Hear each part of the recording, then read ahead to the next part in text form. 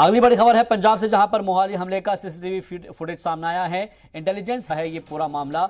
Intelligence headquarter पर धमाका हुआ था और जिसमें तेज धमाके के बाद जोरदार जो है रोशनी भी देखने को मिली है, काफी तेज रोशनी को देखने को मिली है। हेडक्वार्टर के बाहर बाइक और कार की आमदोरफ्त भी नजर आ रही है। इस तस्वीर को आप ध्यान से देखिए कि गाड़ी जाती हुई नजर आ रही है और अचानक से एकदम से जो एक रोशनी है वो भी दूसरे सर्किल में नजर आ रही है। तो मोहाली हमले का ये सीसीटीवी फुटेज सामने आया है।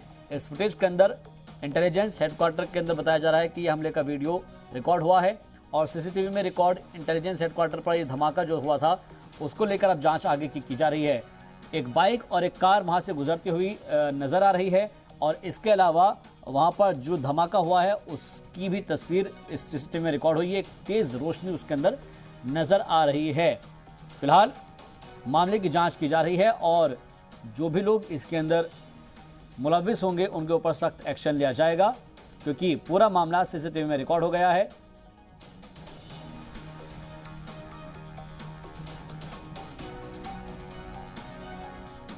तो मोहाली हमले का सीसीटीवी फुटेज सामने आया है।